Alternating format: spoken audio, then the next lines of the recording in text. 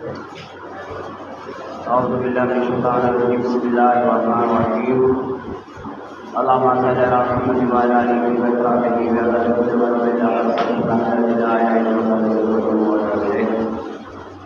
اللهم خالق كل شيء وهو على كل شيء وكيل. اللہ نے ہر ایک چیز کو پیدا کیا ہے اور وہی سب کا مالک ہے. له مقاليد السماوات والارض والذين كفروا بآيات الله اولئك هم الخاسرون. میرے بھائیو، زمین آسمان کی کنجیاں اللہ کے پاس ہیں، اور جو اللہ کی آیات کا منکر ہے وہی خسارے میں جانے والا ہے. اللہ ہے جس کو چاہتا ہے کھلا رزق دیتا ہے، جس کو چاہتا ہے بتا دیتا ہے. واللہ یرزق من یشاء بغیر حساب. اللہ جس کو چاہتا ہے بغیر حساب کے رزق دیتا ہے.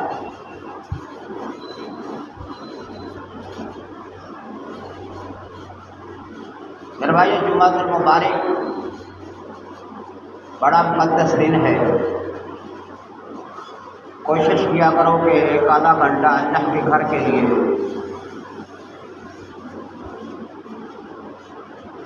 مقدس کریں اور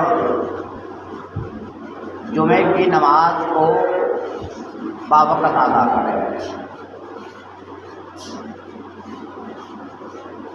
مقبول حج کے برابر ایک جمعے کا ثواب ملتا ہے. فرمایا کہ آدمی گھر سے نکلتا ہے تو فرشتے اپنے پر بچھاتے ہیں آدمی کے پاؤں کے نیچے، اور جو سب سے پہلے مسجد میں آتا ہے ایک اونٹ کی قربانی کے برابر اس کو ثواب ملتا ہے. اور پھر جو اس کے بعد آتا ہے گائے کی قربانی کے برابر اس کو ثواب ملتا ہے. پھر اسی طرح سے جو سب سے آخر میں آتا ہے اسے مرغی کے انڈے کے برابر ثواب ملتا ہے. یعنی کہ یہ فضائل ہیں جو جمعے کے، ورنہ جمعے کا ثواب سبھی کو ملتا ہے، لیکن فضیلت کے اعتبار سے وہ آدمی سب سے پیچھے رہ جاتا ہے جو سب سے بعد میں آتا ہے. اور علماء فرماتے ہیں کہ جو آدمی سب سے پیچھے آتا ہے اس کے جمعے کی نماز ادا ہو جاتی ہے، لیکن وہ جمعے کی برکات سے محروم ہو جاتا ہے. اور فرمایا کہ جو جمعے کی 3 نمازوں کو چھوڑ دیتا ہے اللہ جل شانہ اس کے سینے پر داغ لگا دیتا ہے، اس کے دل پر، اور وہ کالے داغ اسے اندھا بنا دیتے ہیں اور وہ جنت کا راستہ بھول جاتا ہے. الحادث سبیل اللہ، اے لوگوں یہ میرا راستہ ہے کہ میں تمہیں اللہ کی طرف بلاتا ہوں. تو اللہ کا راستہ کیا ہے؟ سچائی اللہ کا راستہ ہے، دیانت داری اللہ کا راستہ ہے، غیبت سے بچنا اللہ کا راستہ ہے، کسی کو دکھ نہ دینا یہ اللہ کا راستہ ہے. قل ان صلاتی، اے پیغمبر ان سے کہہ دیجئے کہ میری نماز، میری قربانی، میری زندگی، میری حیات، میری ممات کا مالک تو ہے، تیرا کوئی شریک نہیں ہے، اور اس پر میں سب سے پہلا گواہ ہوں. بھائی عبادت کس کے لیے ہے؟ اللہ کے لیے ہے. امیر المومنین علی بن ابی طالب فرماتے ہیں کہ اے اللہ میں نے تجھے سجدہ اس لیے کیا کہ تو سجدے کے قابل ہے، میں نے تجھے رکوع اس لیے کیا کہ تو رکوع کے قابل ہے، اور یا اللہ یہ سارا کچھ میرا جسم جو جھک گیا تیرے سامنے، تیرے علاوہ کوئی خدا نہیں ہے جس کے سامنے سجدہ کیا جائے. تو بھائی یہی تو بات ہے. بڑے امیر المومنین حضرت عمر فاروق رضی اللہ تعالیٰ عنہ جن کی شہادت ہوئی 1 محرم کو، اور وہ آدمی ابو لولو فیروز جس نے کھنجر مارا اور دو دھاری کھنجر سے وہ یہاں سے سینہ چیرتا ہوا یہاں جگر سے نکل گیا، اور وہ اتنا سنگین گھاؤ تھا کہ اس کے اوپر کوئی بھی چیز اگر ڈالی جاتی وہ ساری نکل جاتی تھی، یعنی کہ اتنا سنگین زخم آیا۔ اسی حالت میں امیر المومنین علی بن ابی امیر المومنین حضرت عمر فاروق فرماتے ہیں کہ ایسی حالت کے جس میں موت کا وقت قریب ہے، لوگوں سے بار بار پوچھتے ہیں کہ لوگوں بتلاؤ کہ میں نے نماز پڑھ لی ہے کہ نہیں، یعنی کہ دنیا سے جاتے وقت بھی فکر یہ نہیں تھا کہ میرے بیٹے عبداللہ کا کیا حال ہے، میرے بیٹے عبید اللہ کا کیا حال ہے، میرے اولاد کا کیا حال ہے، لیکن یہی تھا کہ لوگوں بتلاؤ کہ میں نے نماز پڑھ لی ہے۔ فرمایا حضرت آپ پریشان نہ ہو، آپ نے نماز کو ادا کر لیا ہے، اور آخری وقت دنیا سے جاتے ہوئے بھی دنیا کو پیغام دیا کہ سب کچھ اگر تم سے چھن جائے، تمہاری گردن بھی جدا کر دی جائے تو نماز کبھی نہ چھوڑنا۔ بھائی مدینے کے اندر رہ کر اللہ مرزقنی شہادتاً فی سبیلہ کا وجل موت فی بانۃ الرسول کا آرزو تھی امیر المومنین کی، یہی آرزو تھی کہ اے اللہ مجھے مدینے کے اندر شہادت نصیب فرماؤ، مدینے کے اندر شہادت بھی ہو اور وہ بھی مدینے کے اندر۔ تو اللہ تعالیٰ نے امیر المومنین کی دونوں دعاؤں کو قبول کیا کہ مسجد نبوی کے اندر شہادت ہوئی اور مدینے کے اندر شہادت ہوئی۔ بھائی یہ ہے وہ کمال، یہ وہ با کمال ساتھی ہے جن کے بارے میں میرے نبی نے فرمایا کہ میرے دو وزیر آسمانوں پر ہیں، ایک کا نام ہے جبریل، ایک کا نام ہے میکائیل، میرے دو جبریل اس دو وزیر دھرتی پر ہے، ایک کا نام ابو بکر صدیق ہے، دوسرے کا نام عمر ابن خطاب ہے۔ تو یہ نبی کے وزیر ہو۔ فرمایا کل قیامت کے دن اللہ جل شانہ جب مجھے اٹھائے گا تو میرے ایک کاندھے پر ابو بکر صدیق ہوگا، دوسرے پر عمر ابن خطاب ہوگا، اور میرے قدموں سے سیدنا بلال کو دمشق سے اللہ تعالیٰ اٹھائے گا۔ بھائی یہ سارے جنہوں نے قربانیاں دی تھی نا دین کے لیے، جنہوں نے سارا کچھ نبی کے لیے قربان کیا، جنہوں نے قبیلے چھوڑے، سارے قبیلے چھوڑ کر دین اسلام کی طرف، سارے کفر کی ملت واحدہ جمع ہے کہ پیغمبر علیہ الصلوۃ والسلام کی دعوت کو ختم کیا جائے۔ کوئی ہے آدمی جو اس دعوت دینے والے کو صفحہ ہستی سے مٹا دے، یعنی کہ شہید کر دے؟ اب کسی کے اندر جرأت نہیں تھی، لیکن یہ جرأت پیدا ہوئی کہ میں یہ کام کرتا ہوں، تو بہادری کا یہ عالم ہے کہ امیر المومنین عمر ابن خطاب کے دل کے اندر یہ بات بیٹھی کہ یہ کام تو میں بھی کر سکتا ہوں، یعنی کہ اتنی بہادری۔ ادھر سے نبی علیہ الصلوۃ والسلام فرماتے ہیں کہ یا اللہ یہ اتنا ظلم، اتنا ستم، گھر میں بیٹھ کر نماز پڑھنے، بھائی کلمہ پڑھنا تو دور کی بات، اذان دینا، اگر کسی کو پتہ چل جاتا کہ فلانے گھر کے اندر نماز ہے، فلانے گھر کے اندر قرآن پڑھا جاتا ہے، فلانے گھر کے اندر قرآن پاک کی آواز آتی ہے، اس گھر کو جلا دیا جاتا تھا۔ ایسے دور کے اندر نبی علیہ الصلوۃ والسلام نے دعا کی کہ اللہ اسلام کو عزت دے، یا عمر ابن خطاب کے ذریعے سے یا عمر ابن ہشام کے ذریعے سے۔ بھئی دو عمر تھے، ابو جہل کا نام بھی عمر ابن ہشام تھا۔ ابو جہل تو ویسے کہتے ہیں نا، اس کی کنیت پڑ گئی کہ جہلا کا باپ، کہ اتنا جاہل کہ سارا کچھ جانتا ہے، اور بھتیجا ہے بیٹے کا پتا ہے کہ میرے بھائی کا بیٹا ہے اور سچا بھی ہے، 40 سال تک وہاں پر رہا صادق اور امین، لیکن جب نبوت کا دعویٰ کیا کہ کلمہ پڑھو تو ابو جہل اور ابو لہب سب سے پہلے منکر ہوئے کہ ہم نہیں پڑھتے۔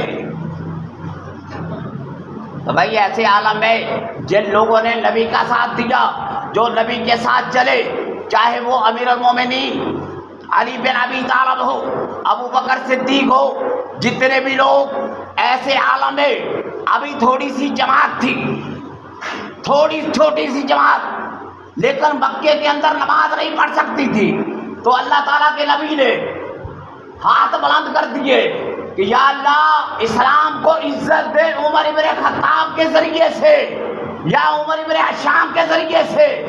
تو وہی عمر جو ہاتھوں میں تلوار لے کر نبی کو شہید کرنے چلا تھا، راستے میں بہلوئی ملا، اس نے فرمایا کدھر کا ارادہ ہے؟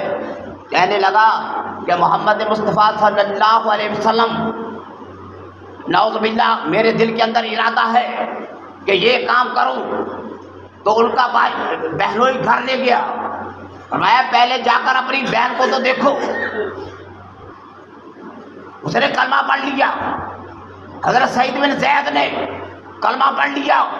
اس نے کہا کہ پہلے میں جا کر گھر کی خبر لیتا ہوں۔ جب گھر گئے، دروازہ کھولا، کون؟ عمر ابن خطاب۔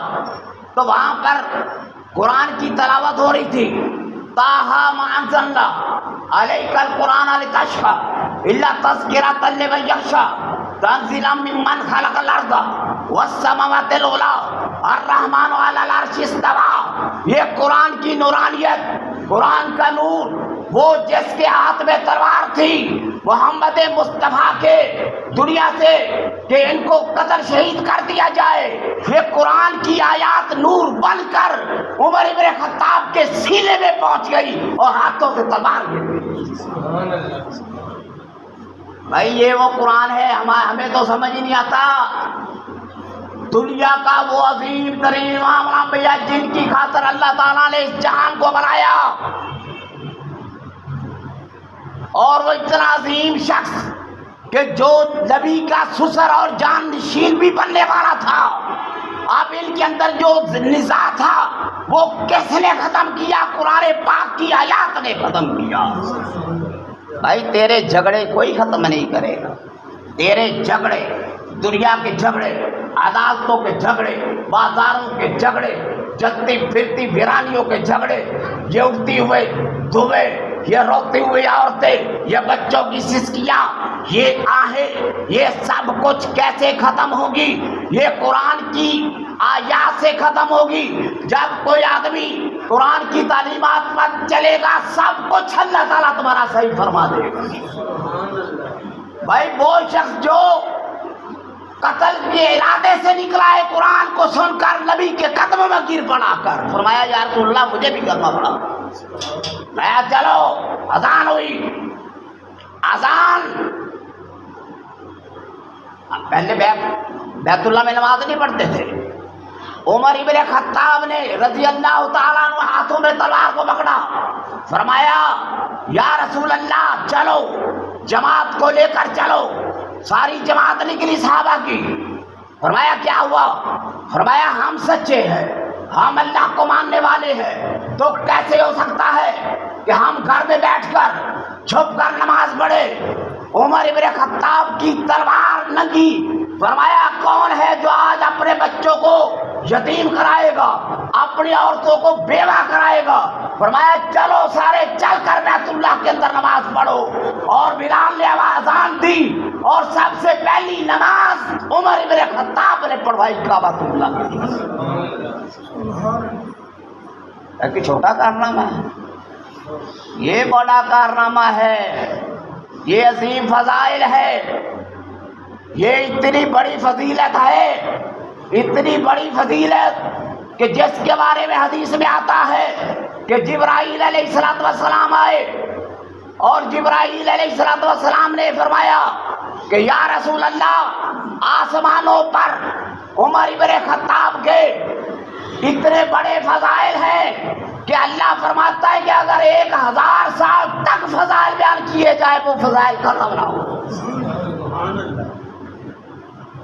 بھائی یہ کچھ چھوٹی بات نہیں ہے کسی کا ساتھی بندہ، کسی کا معاصر بندہ اپنی جان کو ہاتھوں میں رکھ کر وہ سارے بکے والے ان سب کو کھٹے لین لگا دیا اور اللہ اکبر کی صدا خانہ کعبہ کے اندر بلند کی، کوئی روکنے والا نہیں تھا، کسی کی جرات نہیں ہوئی کوئی آتا اور وہ یہ کہتا کہ نماز پڑھائی نبی علیہ الصلوۃ والسلام کو۔ اسی لیے تو فرمایا تھا کہ لو کان بعدی نبی لکان عمر بن خطاب، کہ میرے بعد اگر کوئی نبی ہوتا تو عمر بن خطاب ہوتا، کیونکہ نبی علیہ الصلوۃ والسلام کی طبیعت تھی جمالی، ابو بکر صدیق کی بھی جمالی تھی، تو ایک جلالی شخصیت والا آدمی چاہیے تھا اور سب سے بھرپور جلالی شخصیت عمر بن خطاب تھی۔ کوئی ایسی شخصیت دریائے نیل، کہتا ہے مصر کے وہاں پہ گورنر نے خط لکھا کہ امیر المومنین جب تک جوان بچی دریائے نیل میں نہ پھینکی جائے اس وقت تک دریا چلتا نہیں ہے۔ امیر المومنین نے ایک رکا اٹھایا، کاغذ پکڑا، اس کے اوپر لکھا کہ اے دریا اگر تو اللہ کے حکم سے چلتا ہے تو چل، اگر کسی اور کے حکم پر چلتا ہے تو تیرے چلنے کی ضرورت نہیں ہے۔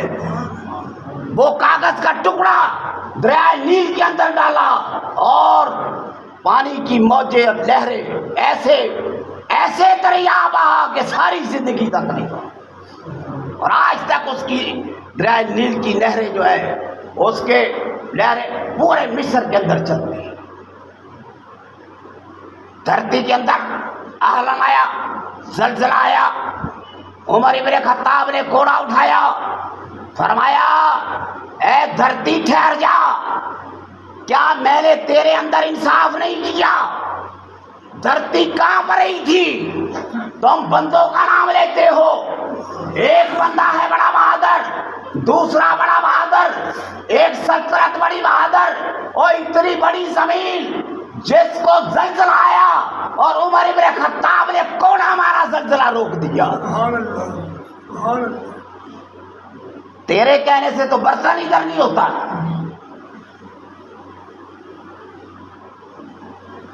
بھائی یہ وہ لوگ تھے اللہ کے چنے ہوئے، یہ وہ لوگ تھے، فرمایا لِكُلِّ أُمَّةٍ مُحَدَّثٍ۔ نبی علیہ الصلوۃ والسلام فرماتے ہیں کہ ہر ایک امت کا ایک محدث ہوتا ہے اور میری امت کا محدث عمر بن خطاب ہے۔ ما طلعت الشمس على رجل خیر من عمر۔ بھائی فضائل بیان کیے، ما طلعت الشمس، عمر جہاں سے گزر جائے، فرمایا میرے پاک نبی نے کہ شیطان وہ راستہ چھوڑ دیتا ہے جہاں سے عمر بن خطاب گزرتا ہے، اور آسمان کی روشنی ایسے بہترین آدمی پر نہیں پڑی جو عمر بن خطاب سے افضل ہو۔ ابو بکر صدیق پریشان ہے، آخری وقت ہے، فرمایا کہ میں کس کو اپنے بعد پہلے نبی علیہ الصلوۃ والسلام کی جو منہاج علی النبوت خلافت تھی اس کو ابو بکر صدیق نے سنبھالا۔ اب پھر وہ وقت تھا کہ اندیشہ تھا کہ کوئی گڑبڑ نہ ہو، بڑے پریشان ہے کہ میں کس کو اپنا جانشین نامزد کروں۔ شواہد النبوت ملا عبد الرحمن جامی نے واقعہ لکھا ہے کہ حضرت ابو بکر صدیق نے رات کو خواب دیکھا، ایک نورانی شخصیت ہے، بہترین لباس پہنا ہوا ہے، اور جتنا دیکھتے ہیں وہ لباس خوبصورت ہی ہوتا جاتا ہے، اور وہ شخصیت کہتی ہے کہ اے ابو بکر صدیق تیرے 1-2 دن رہ گئے میرے ساتھ ملنے کو، تو غار میں میرا ساتھی تھا، دنیا میں میرا ساتھی تھا، اور مزار میں بھی میرا ساتھی ہوگا، اور پریشان نہ ہو کہ تیرے بعد جانشین کون ہوگا۔ فرمایا کہ امور خلافت تفویض کر دو عمر ابن خطاب کو. پاک نبی نے فرمایا کہ اس دھرتی پر اس وقت میں عمر ابن خطاب سے بڑھ کر کوئی بھی شخص افضل نہیں ہے. بھائی یہ وہ لوگ ہیں، فرمایا تھا نبی علیہ الصلوۃ والسلام نے، فرمایا کہ جہاں سے اللہ تعالیٰ نے جس جگہ سے محمد مصطفیٰ کو اللہ تعالیٰ نے تخلیق کیا، اسی جگہ سے ابو بکر صدیق کو تخلیق کیا، اسی جگہ سے عمر ابن خطاب کو تخلیق کیا. اور میرے پاک نبی کا فرمان ہے کہ ہم تینوں اکٹھے دفن ہوں گے، اور فرمایا اکٹھے تینوں قیامت کے دن اٹھیں گے، اور میرے محل کے سامنے ابو بکر صدیق اور عمر ابن خطاب کا محل. اور نبی تو محل دے کر جا رہے ہیں، تم کن رولوں میں پڑے ہوئے ہو، تم کن چکروں میں پڑے ہوئے ہو. یہ کوئی باتیں ایسی نہیں ہے، یہ اس الہامی آدمی کے بارے میں ہے کہ جس کے متعلق امیر المومنین علی بن ابی طالب کہتے ہیں کہ عمر ایک الہامی آدمی تھا جس نے ٹیڑوں کو سیدھا کیا، اور جس نے جو شریعت کے خلاف چلا اس باطل کو رد کر دیا اور انصاف کیا، چاہے اپنا بیٹا ہی کیوں نہ تھا اس کے سامنے. وہ انصاف، اتنا انصاف. کہتے ہیں یا اللہ 1 سال کا وقفہ دے، 1 سال کی زندگی مجھے عطا فرما. لوگوں نے پوچھا کہ حضرت 1 سال کی زندگی کیوں مانگتے ہو؟ فرمایا کہ میں اپنی مملکت میں پھر کر دیکھنا چاہتا ہوں کہ میری مملکت کے اندر اگر کسی نے ظلم کیا ہے تو میں اپنے ہاتھوں سے اس کو سزا دینا چاہتا ہوں. ایسا نہ ہو کہ میری مملکت کے اندر کسی کے اوپر ظلم کر دیا جائے، کسی بیوہ کے اوپر ظلم ہوا ہے، کسی یتیم کے اوپر ظلم ہوا، اور جس کو روٹی نہیں ملی، جس کو کپڑا نہ ملا، جس کو رہائش نہ ملی. فرمایا کہ اگر خارش زدہ گدھا دریائے نیل کے کنارے پر مر گیا، قیامت کے دن عمر ابن خطاب اس کا سوال جواب دے گا. پھر ایک دن کہنے لگے یا اللہ موت دے دے، موت دیتے. فرمایا حضرت کیوں موت مانگتے ہو؟ فرمایا کہ میری سلطنت کے اندر 10 سال ہو گئے، کوئی شکایت نہیں آئی کہ ایک بندہ بھوکا مر گیا، کوئی شکایت نہیں آئی کہ کوئی پیاسا مر گیا، کوئی شکایت نہیں آئی کوئی جانور مر گیا. فرمایا کہ وہ وقت آنے سے پہلے یا اللہ مجھے دنیا سے اٹھا لے. فرمایا کہ یا اللہ میں نے تیرے قرآن کو نافذ کر کے دکھلایا ہے. قرآن کوئی ایسا فلسفہ نہیں ہے جو کہ سر کے اوپر سے گزر جائے. یہ آدمی کہے کہ قرآن کا نظام نہیں چل سکتا. عمر ابن خطاب نے قرآن کے ایک ایک لفظ کو اس دھرتی پر نافذ کر کے دکھایا، اور اس حد تک کہ اپنا بیٹا جس کے اوپر حد کو جاری کیا، 80 کوڑے مارے، 60 کوڑے مارے، بیٹا مر گیا. لوگ کہنے لگے حضرت 20 کوڑے رہتے ہیں، معافی دے دیجیے. فرمایا نہیں، 80 کوڑے پورے کیے جائیں. عمر ابن خطاب نے اپنے بیٹے کی لاش پر 20 کوڑے مارے، اور فرمایا کہ جا کر محمد مصطفیٰ کو یہ پیغام دینا کہ میرے بابا نے، عمر ابن خطاب نے قرآن کے نظام کو نافذ کر کے دکھلایا. دنیا کیا سمجھتی ہے کہ یہ سر کے اوپر سے گزر جائے گا؟ یہ صرف مردوں کے لیے قرآن ہے، یہ قرآن پر زندوں کے لیے ہے.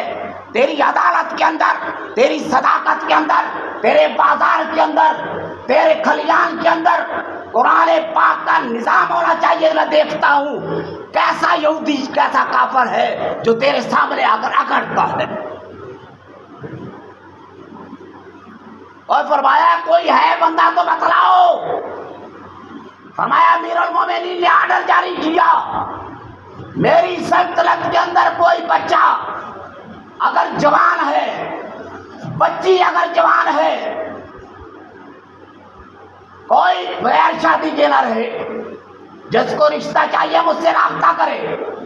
مرد اگر بیمار ہے میرے ساتھ رابطہ کرے، میں اس کا علاج کرتا ہوں۔ جس کو روزگار نہیں ملتا میرے سے رابطہ کرے، میں اس کو روزگار دیتا ہوں۔ جس کے پاس مکان نہیں ہے میرے ساتھ رابطہ کرے، میں اس کو مکان بھی دیتا ہوں۔ روٹی کپڑے مکان کا نعرہ تم آج لگاتے ہو، یہ نعرہ تو 1400 سال پہلے محمد مصطفیٰ کا نعرہ ہے۔ فرمایا کوئی ایک آدمی بھی میری سلطنت کے اندر اگر زنا کرتا ہوا پکڑا گیا، میں اسے سولی پہ چڑھا دوں گا۔ اور 10 سال حکومت کی جس کے سامنے ایران کا بادشاہ شہنشاہ یزدگرد، اس کا گورنر ہرمزان اور بیت المقدس ہرقل کیسر روم، بڑے بڑے بادشاہ جس کے سامنے جھک گئے، جس کا نام سن کر لوگ کانپ جایا کرتے تھے، وہ 29 ذی الحج کو ابو لولو فیروز ایک مجوسی، اس نے آ کر شکایت کی کہ گورنر جو کوفے کا مجھ سے ٹیکس لیتا ہے۔ فرمایا کتنے لیتا ہے؟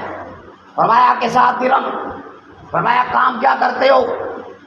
آہن ہوں، نجار بھی ہوں، بڑے بڑے کام کرتا ہوں، 5 چکی بھی بنا لیتا۔ فرمایا یہ ٹیکس تو زیادہ نہیں ہے، کوئی بڑی بات نہیں تھی، لیکن اندر سے مجوسیت کی چھپی ہوئی بدبو تھی۔ مسلمانوں کو ذلیل کرنے کے لیے جو اصل بات تھی، اس شخص کے ذہن کے اندر یہ بات بیٹھی تھی کہ یہ وہ تالا ہے عمر ابن خطاب، کہ جس کے متعلق نبی نے فرمایا تھا کہ اسلام کے اندر ایک تالا ہے عمر ابن خطاب، جس دن یہ تالا ٹوٹ گیا اسلام ریزہ ریزہ ہو جائے گا۔ اس نے وار کیا، ساری ضرب لگائی۔ 29 ذی الحج کو امیر المومنین 1-2 دن بستر علالت پر رہے۔ 1 محرم کو تدفین ہوئی۔ حضرت صہیب نے نماز جنازہ پڑھائی۔ سعد بن ابی وقاص، علی بن ابی طالب، عبداللہ بن زبیر اور طلحہ بن عبید اللہ قبر میں اتارنے کے لیے، اور قبر کس جگہ پر بنائی گئی؟ محمد مصطفیٰ کے پہلو میں۔ فرمایا جا کر پہلے پوچھو سیدہ سے جس کی ملکیت ہے روضہ، وہ ملکیت جگہ کس کی ہے؟ سیدہ عائشہ صدیقہ کی۔ پہلے پوچھا، فرمایا تھا میں نے یہ جگہ اپنے لیے رکھی ہے، لیکن میں اپنی جگہ پر عمر ابن خطاب کو ترجیح دیتی ہوں، جگہ دے دی۔